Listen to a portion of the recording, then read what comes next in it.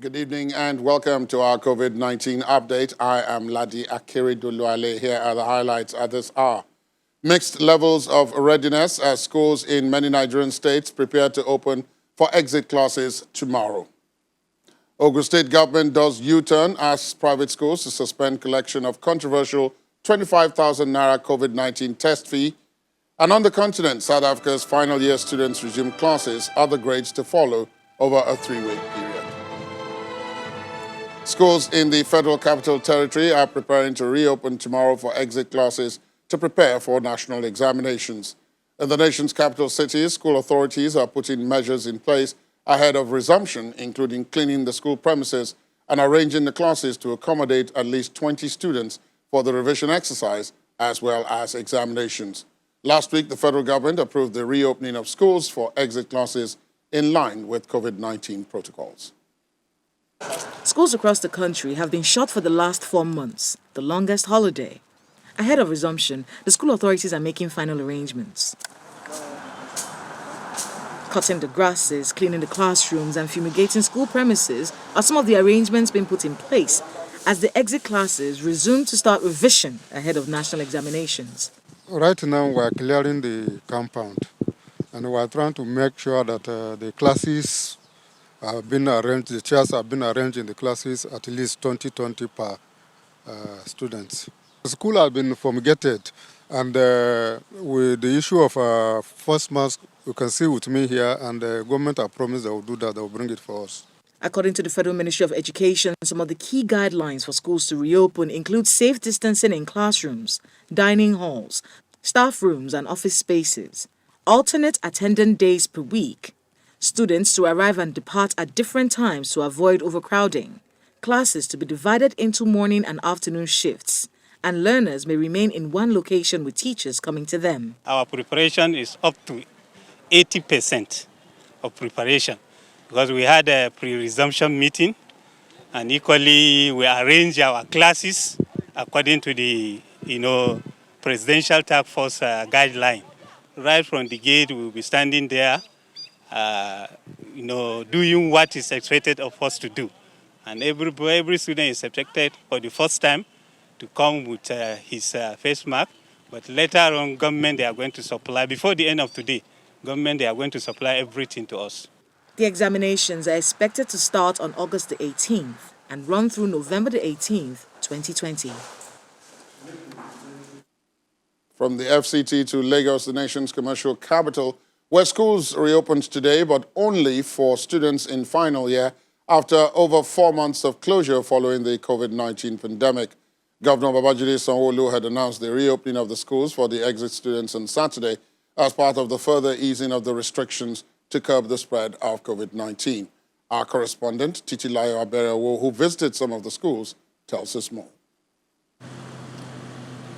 After 5 months of school closure due to the COVID-19 pandemic, some school gates are now open for exit students to write their examinations. In Lagos State, some of the schools visited in Education District 5, which comprises Yaba, Surulere and Apapa axis, safety measures have been put in place. Temperature check, hand washing, social distancing is being observed, and government wants school administrators not to flout any of the safety guidelines. The students have been at home for so long that they do want to go to school, and they know that this is the only way they can get into school. So they are obeying the laws. This is Vetland Grammar School, Agege, one of the schools under the Education District 1. And this is one of the safety protocols that have been put in place for students and SS3s to write their WAEC exams.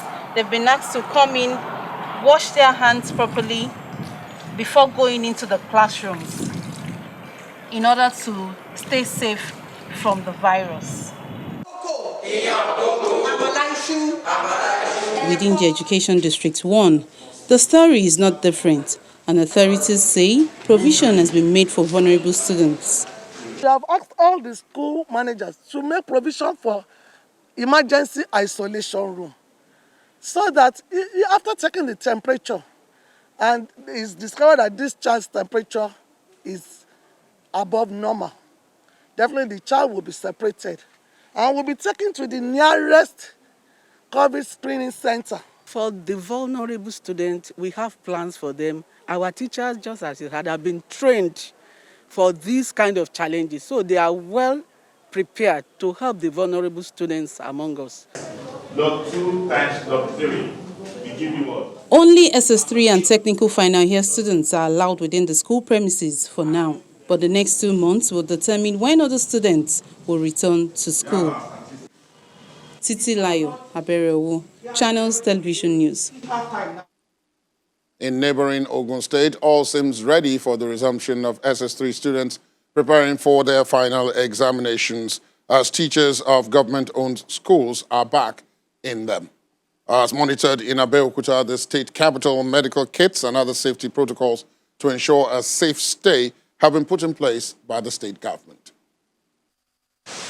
After about 4 months of academic inactivity occasioned by the coronavirus outbreak and subsequent closure of schools in order to contain the spread of the virus in Ogun State, schools are gradually coming alive as teachers of public secondary schools are back. Addressing the teachers during an inspection tour to some of the schools in Abeokuta, the state capital, the Special Advisor on Basic and Secondary Education, Mrs. Ronke Shoyombo, charged them to strictly enforce and obey safety protocols as government has provided the basic first aid kits to schools. We've sent you the kit, the first aid kit, and with the first aid kit, it has the list of the contact numbers, the important contact numbers in it. His Excellency has spent so much for all secondary schools, and we really appreciate it. Don't panic at home. We're all in it together by the grace of God. Children are coming for revision. It's a time to seriously spend the time religiously well. His Excellency has given money to every principal for them to actually clear the bushes and also clean all the classes. So our children are not coming to clean schools. Our teachers are already in school. We're expecting the students also to join them. And we'll also use this medium to call on our parents also to release these children. It is their future. Let them have their exam done so that they can have a better tomorrow. Meanwhile, arguments over the rationale for the payment of a 25,000 naira for malaria and COVID-19 tests by students of private secondary schools as stipulated by the government continues. I want a justification from the ministry concerned establishing the fact that it is imperative for students to run that test before they resume to school. And then I ask a question. Now, these students had been in the reservation of their homes since school had been locked down. Only their parents had been going out. Now, if anybody should be tested at all, it should be the parent. It should be the parent. And if your father, your mother has not fallen sick of COVID-19, hitherto, there's no basis for anybody to coerce you to run COVID-19 tests before you write an examination that you have earlier registered for as a bona fide student of Ogun State, in Ogun State. Amidst the controversy, the state government has continued to solicit for cooperation and understanding of all to ensure the students have a safe stay in their various schools. As part of measures to safeguard teachers and students participating in the upcoming WAEC examinations, the government in Bayelsa State says it will put the appropriate measures in place to curb the spread of the virus during and after the examinations. Our correspondent, Deborah Timiwood, has more. The Bayelsa State government believes that in spite of the danger posed by the coronavirus in the state, society has to resume. Hence, they are putting all measures in place to ensure the safety of students and teachers that would have to resume for the students to be a part of the WAEC examination. We spoke with the Permanent Secretary of the Ministry of Education, and he says they've already begun the process of putting all these measures in place. We are preparing to fumigate our schools. That arrangement is on. We are also making arrangement to provide face masks for people in the primary and the secondary. That arrangement is on ground too. Then provision of sanitizer to all the schools so that when schools resume, they will not be affected by the COVID-19.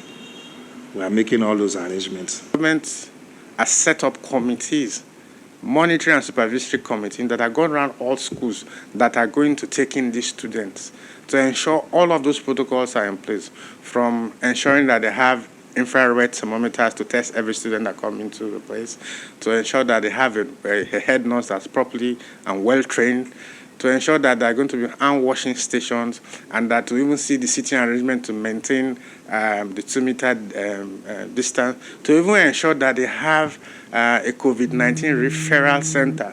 As beautiful as these measures are to protect the students and teachers, we will be here in Bayelsa State to monitor the execution of these measures to ensure that writing these exams do not become a breeding ground for the transmission of the coronavirus in Bayelsa State. From Yenagua, Dobra Timiwood for COVID-19 updates.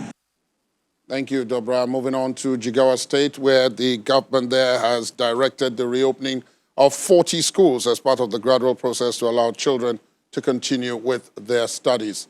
Governor Badaru Abubakar, who announced this while speaking to newsmen at the State House in Dutse, also asked all civil servants to resume work effective from tomorrow, Tuesday, August the 4th. It's been 16 days since Jigawa State recorded a single COVID-19 case. People go about with their normal activities in Dutse, the state capital.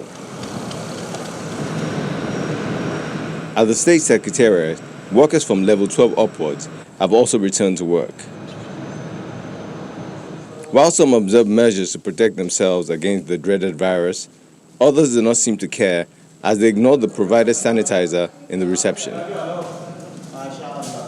Already, the state governor, Badaru Abubakar, has ordered all civil servants to return to work on the 4th of August. While for schools, only 40 will be allowed to reopen as pilot process. All civil servants of all grades are directed to return to work from tomorrow, 4th of August, 2020. However, all must obey the COVID-19 prevention protocols, including use of masks, social distancing, as well as personal hygiene. In conformity with the above strategy and in line with the federal government guidelines on school opening, we will open between 3 to 5 schools in each senatorial zone for SS3 students, JSS3 students, and primary 6 students. The head of the civil service in the state, Hussein Kila, says any staff who is found wanting will be dealt with. His Excellency has announced that whoever is found wanting will be dealt with. And I think we will try as much as possible to avoid going into that. So we'll be ready, and as I'm going back to office now, I will mobilize all the permanent secretaries and directors and those that are responsible so that we can also give a counter, release so that civil servants ensure, returning to work tomorrow, inshallah. As activities in the state gradually returns to normal, the hope is that the general public will continue to observe safety measures. Moving away now from schools resumption, Air Peace Airlines has sacked 69 of its pilots over a disagreement in salary and allowances due to the economic downturn occasioned by the COVID-19 pandemic. The airline said in order to survive the effects of the pandemic, had to restructure its operations, leading to a reduction of its workforce. In a statement issued by Air Peace Management, the carrier said it had to take, quote, a very painful but right decision in the circumstances the airline has found itself as a result of the devastating effects of COVID-19 on its operations and financial health to terminate the employment of some of its pilots, unquote. Meanwhile, an official of the National Association of Aircraft Pilots and Engineers at the picketing of Bristol helicopters in Lagos says dialogue between parties could have prevented the sack of the Air Peace pilots. When it comes to the welfare of the staff and the concerns of the management, NAPE stands at the foremost. We care for them, because if they exist, our members will exist. And so we don't pray anything should happen to them. All we are telling them is, come up, let us negotiate. You don't just wake up and tell me you're paying me 20%. You come me to the table, we discuss. I will tell you 20%, 30, you say 20. At the end of the day, we agree on a common ground. And when that happens, everybody smiles at the end of the day. Dialogue is the solution to every conflict. And I believe if this management should call on this pilot, like I said, I know our members. Yes, many of them earn so much. But when it comes to this matter, they can resolve and come low. But what pains us most is that somebody wakes up, you get a letter, some they send email that the management has decided you'll be paid 20% of your salary this month. Come on, we are human beings. Why wouldn't they react? The federal government says it is working to ensure that there is an equitable distribution of vaccines whenever they become available. The Secretary to the Government of the Federation and Chairman of the Presidential Task Force on COVID-19, Mr. Boss Mustafa, today says the government wants to make sure that developing countries without financial capacities will be able to access the vaccine. The country representative of the World Health Organization, Walter Kazadi Molombo, says the WHO is working on ensuring that the vaccine production process goes through a rigorous one to ensure its efficacy. Knowing fully well, even with the eradication of polio and other health challenges that we've had in this country, not everybody gets the vaccine in one day. It's a program application of the vaccine that has continued over the years. And I think with COVID-19, it will be the same thing. Not everybody would have access to the vaccine at the same time. This will be left for our health institutions to determine who are the ones that are the most in need of the vaccine. So there will be a systematic processes of its distribution. WHO has a strategic advisory group of experts on vaccine and immunization. It's that group that reviews the evidence. They look at the safety of the candidate vaccines. They look at the efficacy. They look at the effectiveness and many other parameters. They judge the weight of evidence to know whether it's credible or not. It's based on strict criteria that group can judge that this vaccine is effective, can be rolled out or not. And usually the criteria that is used is to make sure that based on the evidence presented, that vaccine can protect at least 60% of the people that were vaccinated. Meanwhile, Health Minister Dr. Osagie Ehanire says there are plans to designate holding rooms at general hospitals for patients with significant clinical symptoms of COVID-19 so that they are not rejected. Such simple holding rooms, according to him, will have facilities for oxygen administration, particularly for those who come in distressed. Dr. Ehanire made this known at today's PTF briefing in Abuja, as he also reels out figures which suggest a drop in positive cases to about 2,000, a feat which he attributes to a working strategy of the team's response mechanism. In a month-to-month comparison, the total number of COVID-19 positive cases recorded in July was 17,457 out of a total test sample done of 154,454 tests, with a positivity rate of 11.3, while in June 2020, the figures were 19,149 positive cases from a total of 111,052 samples tested and a positivity rate of 17.2. Again, it is too early to draw conclusions, but it is noteworthy that the testing increased by over 40,000 in that 1 month from June to July, while the number of positive cases dropped by more than 2,000. We must not rest on our oars, and what we see is just suggestive of the fact that at least our strategy is not failing. We must continue to sustain our efforts. I wish to assure our health workers that there should be no anxiety about personal protective equipment, as we are reasonably well stocked with materials and commodities which have been supplied to all sections of the country. And at the directive of His Excellency the President, as we just heard, we were also in fact able to respond to the request of a neighboring country of Sao Tome for commodities for their own COVID-19 response and to send a consignment to a sister country requiring support. I also wish to assure our citizens that we are continuing to increase and optimize laboratory diagnostic capacity, most recently in Zamfara, Kebbi, Yobe, Taraba, Gombe, and Bayelsa states. We'll take a break now. When we come back, we'll talk about some of the issues thrown up by the monitoring of preparation for schools resumption and the actual resumption in some cases. Please stay on with us.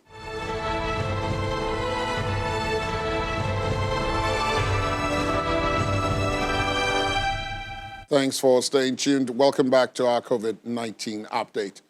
In Ogun State, Governor Dapo Abiodun has stepped down the COVID-19 test as a mandatory requirement for returning students in exit classes. Mr. Abiodun, however, says the admittance of students into boarding houses in private secondary schools will be at the discretion of the management and the parents' teachers associations of such private schools, just as the state is still providing testing free of charge at its own run laboratories. Described as a back-to-school season like no other, most governments around the world have temporarily closed schools in an attempt to contain the spread of the COVID-19 pandemic.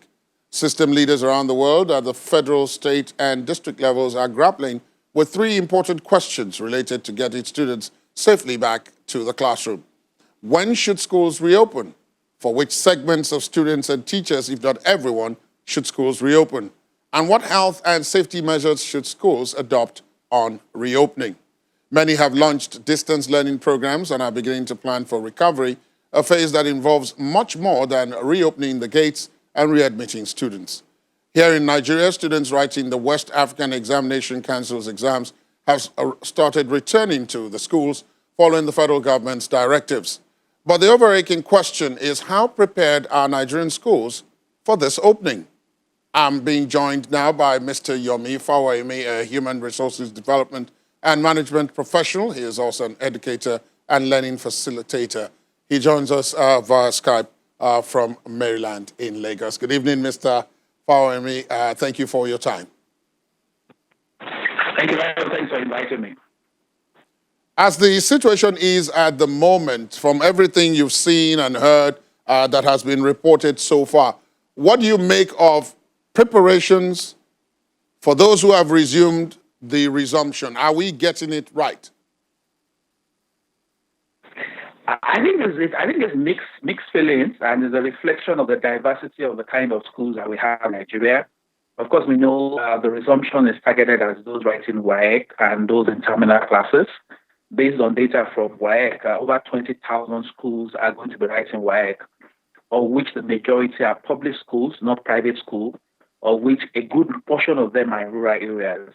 And as you well know, a school that was unsafe before COVID will not be safe after COVID.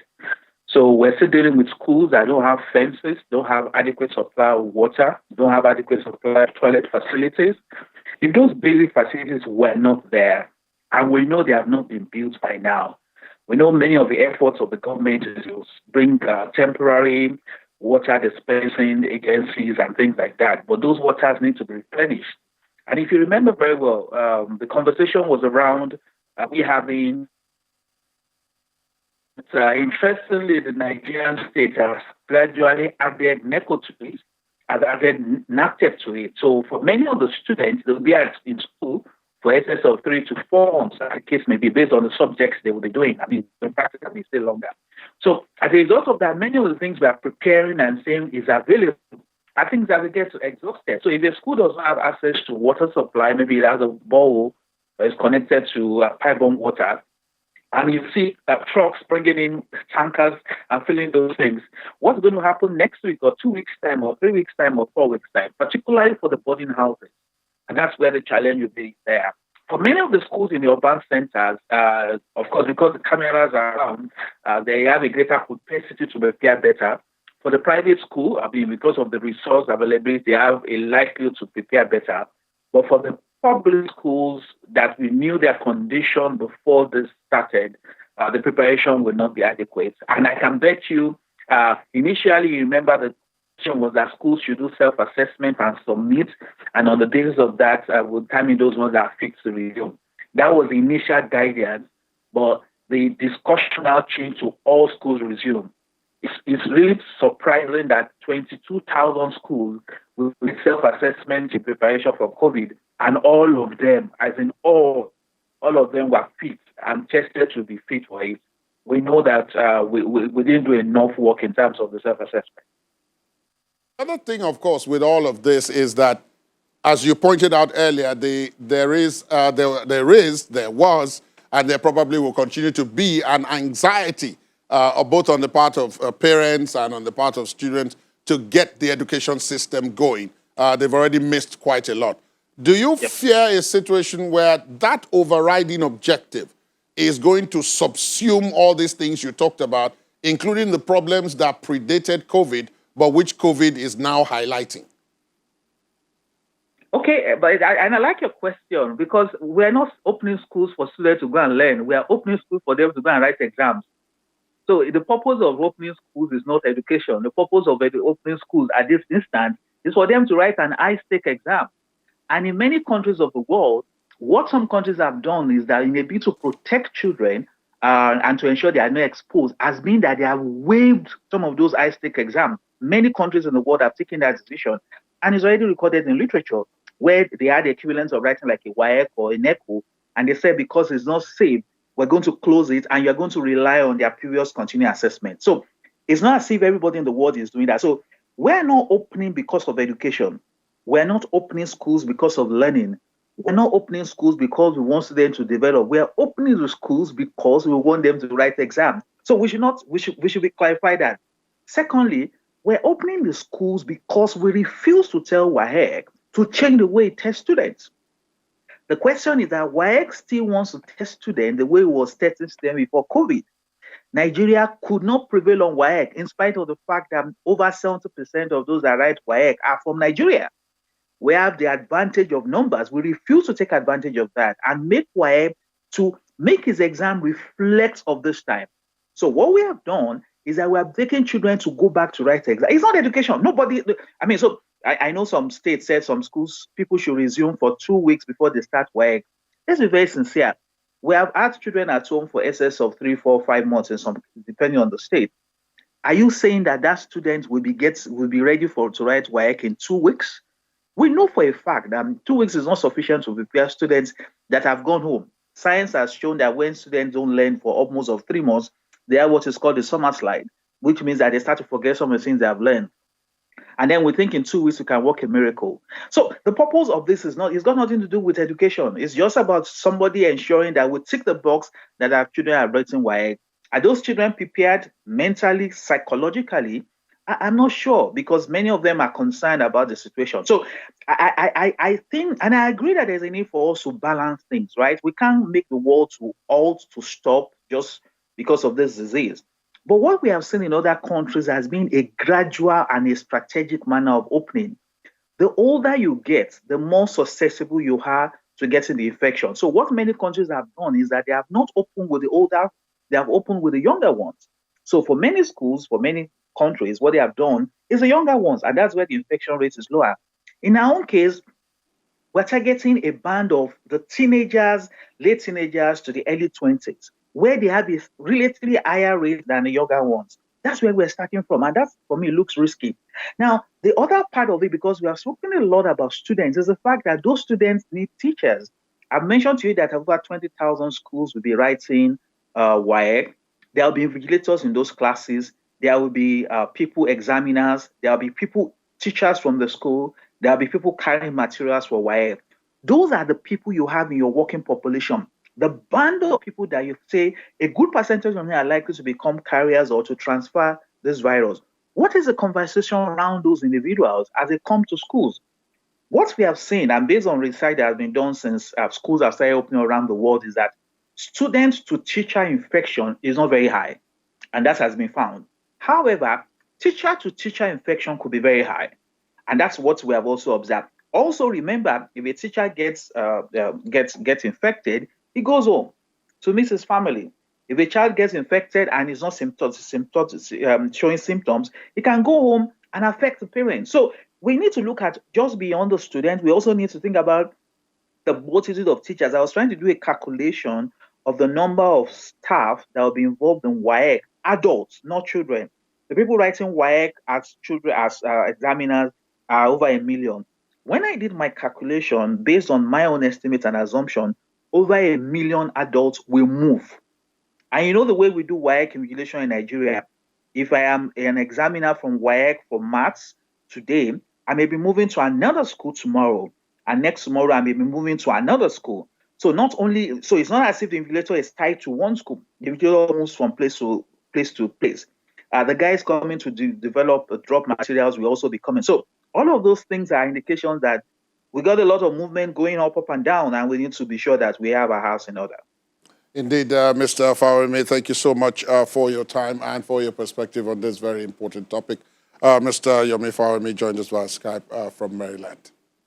Let's look at Nigeria's COVID-19 figures so far, zeroing in on the month of June and July 2020, which account for over 2/3 of the entire confirmed COVID-19 cases in the country. In June, a total of 15,540 cases were recorded across the country, while at the end of July, the cases increased to 17,457. Nigeria currently has a total of 43,841 confirmed COVID-19 cases. This shows that between February the 27th, when the first case was reported in the country, and the end of May 2020, 10,844 cases were recorded. Lagos State in the southwest continues to lead the top 5 states with high number of COVID-19 infections in Nigeria, with 15,267 confirmed cases. Lagos is followed by the Federal Capital Territory in Nigeria's north central region with 3,972 cases. Oyo in the southwest has recorded 2,768 cases. In the south-south, Edo has 2,311 cases, while Rivers is at 1,829 confirmed cases. It is far more important to monitor for COVID-19 symptoms than testing, and that's the advice from the Presidential Task Force on COVID-19 to state governments, insisting that returning students must provide negative test results before resumption. Both the National Coordinator of the PTF, Dr. Aliyu Sani, and the Minister of State for Education, Emeka Nwajuba, says the government should focus on ending the disbelief about COVID-19 and the reluctance by many to use the non-pharmaceutical interventions such as face masks, hand washing, and social distancing. It's far more important to monitor for symptoms, to check for temperature, to make sure students that have symptoms of a cough or any other respiratory symptom are told to stay back at home and seek medical attention. It would be far more useful than doing a COVID test before they resume. And it would be safer as well. So in other words, monitor the students rather than testing them at a particular point in time. And what is happening when it comes to issues of disbelief about COVID or a reluctance to follow the non-pharmaceutical interventions we recommend is more to do with the messaging and also more to do with the nature of the illness itself. Unlike other pandemics with COVID infection, the majority of people will continue to be relatively well. So pushing out that message that it's not really the young ones that will be an issue, it's really the elderly, those with comorbidities. And when we protect ourselves, we are also protecting our loved ones that could be put in a very vulnerable situation and could potentially die from this infection. But as far as the PTF is concerned, we continue to engage very closely with the state governments, and we have a very healthy relationship. We are aware that the results show that your positive test is only as good as tomorrow. So the important thing is with the regime that we've imposed in the schools, hand washing, early detection, mask wearing, making sure everybody's clean, making sure everywhere is distanced, all of the protocols that have been asked to establish. We've established all of them, and we're going to be evaluating them rapidly and be able to be present and be able to react as soon as we can, and making sure that everybody is on their toes. That's why we're almost monitoring them on a rapid basis. Joining us on the show to look at the public health angle to the state of preparedness for the reopening of schools for exit classes is public health physician Dr. Chidumga Ohazurike, who joins us from the Maryland area of Lagos State. Good evening, Dr. Ohazurike. Thank you for your time. Good evening, Ladi, and thank you for having me. Well, they're back. In some places, they've actually resumed. In other places, they're preparing ahead of resumption tomorrow. Do you harbor any fears, particularly from the public health angle? I won't use the word fears. I would use the word I want to be cautiously optimistic, in the sense that as we have to move on, albeit very cautiously. Now, what we know from research is that people aged 0 to 19 can propagate the spread for COVID-19, even though they may have no or mild symptoms to the disease. So I think we should proceed cautiously in trying to reopen schools. However, we're starting with a phased reopening with people in the exam classes. So that would serve like a test run for the system, and we'll take it up from there. The previous speaker on tonight's program did mention the fact that there will, even though a lot of focus is on the students involved in all of this, but that a lot of adults are also going to be involved in all of this. The support staff in many of these schools, even though we're only opening to exit classes, are adults, and that those who are going to invigilate and control the WAEC exams for which they are reopening are also all adults. That so a lot of people are going to be susceptible to this, and that these are unfortunately also part of those who have been most infected, going by the statistics. Yes, again, that's a very good point. We know that it is people who move the virus. So, as I said, if we're going to have as many people as he's quoting move around for these examinations, definitely the virus is going to move. But how are we going to mitigate the spread of the virus in that particular population? We can reduce the moving around, So if someone is assigned to one school, I think the person should remain in that particular school for the duration of the examination, instead of shuttling from one school to another, just to make the contact tracing easier in case anything happens. Again, it's possible for the examination body to excuse people in the vulnerable groups. So if they have examiners or invigilators who are over 50, who have underlying illnesses, it is important that these ones be excused from participating in invigilating these exams. And if they can provide transportation, so that they'll reduce these people using public transportation to move from one school to the other. So there are things that they can do in between to reduce the risk of spread of COVID-19 among those who are invigilating, though it may be resource intensive. The other thing, of course, are the facilities that people like yourselves have indicated must be in place. Hand washing basins with soap, face masks, personal protective equipment for teachers and other support staff. The reports we are getting is that in some of these places, those things are not yet in place. Yes, that's very possible. Again, remember that Nigeria is a very big country, and there are infrastructural gaps and facility gaps that vary from one region of the country to another. So all schools are not going to be on the same lane. That is very important. Again, as the last speaker raised, even if there is water supply on day one, what we need to combat COVID-19 is continuous supply, sustainable supplies. So whatever it is that we have, if we have water to wash hands today, those water should continuously be available throughout the period. So things like electricity come into play, things like school supplies, school supplies, hand sanitizers, your temperature guns. These are important for you to continue to sustainably run the school safely. So what is important is not just that these things are available in day one, where they are on day one where they are available, they have to be continuously available. Again, there is disparity between the urban and rural settings, and I think the education authorities should really keep their eyes on the rural settings, because it is in these rural settings that things may go wrong.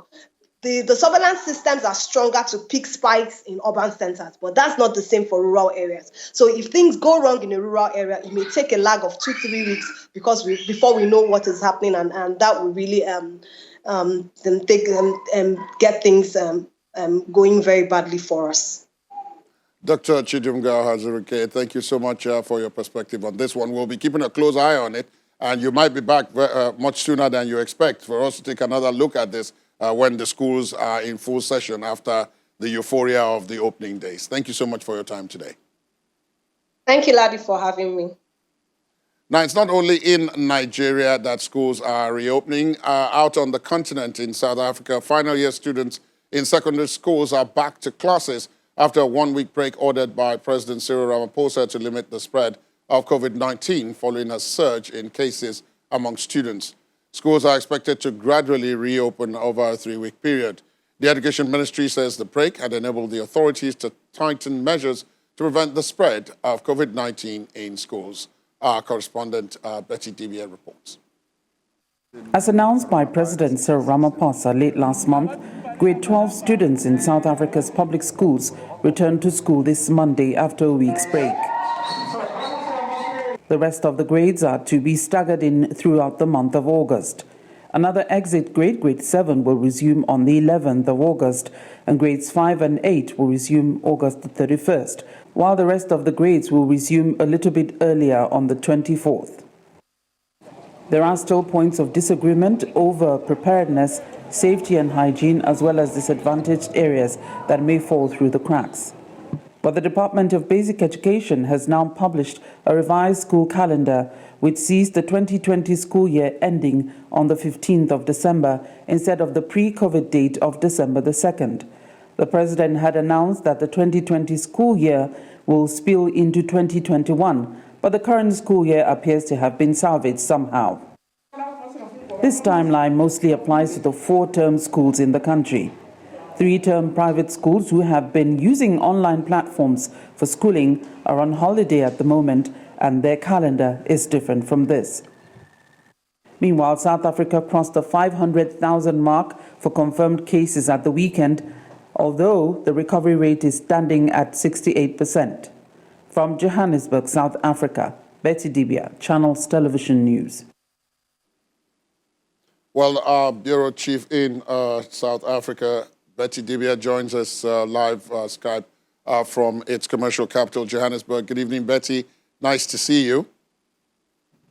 Same here, thank you. Good evening. The schools are back after a break. Is this based on the fact that there is a belief that the numbers are going down?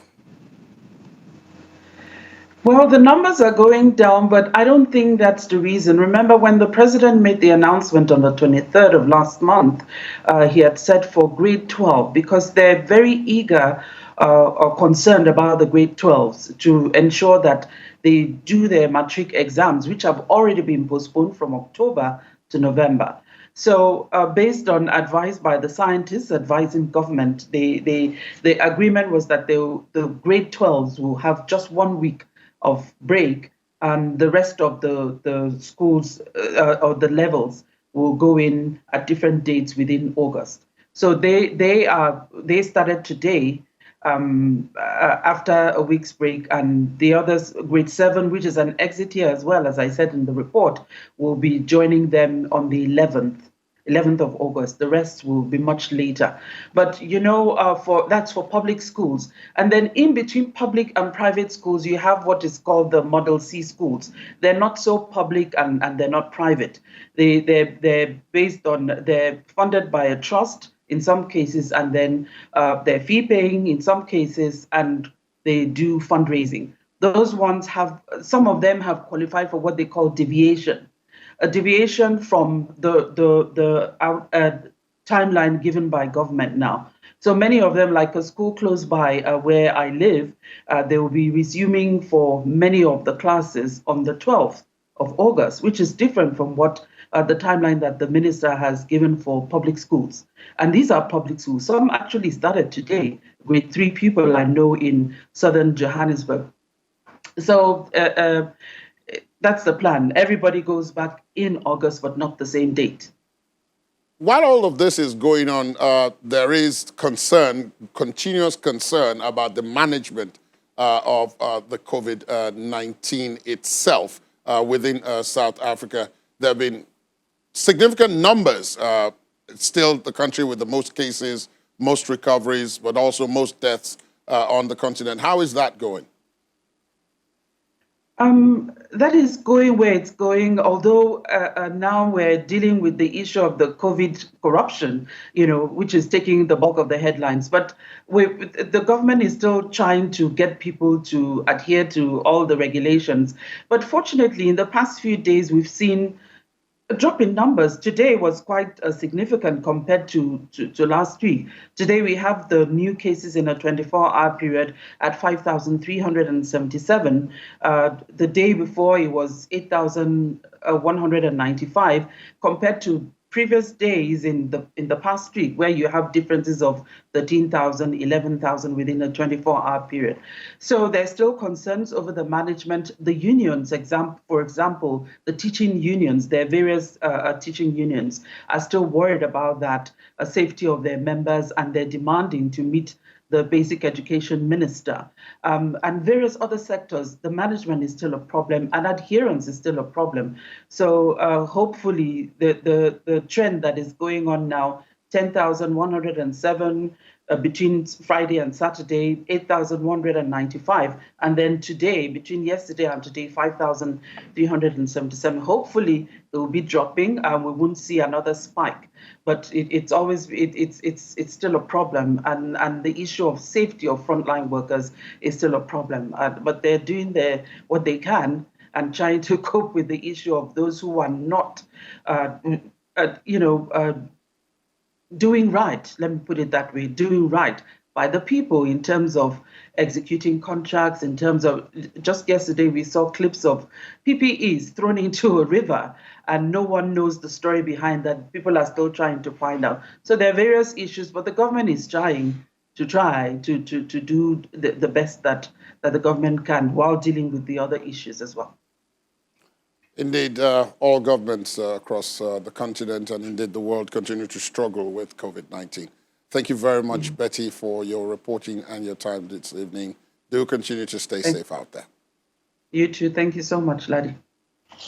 You can also take a closer look at some of the COVID-19 global numbers in real time by logging on to our website, channelstv.com. You'll get more updates and better understanding of all you need to do to stay alive and safe.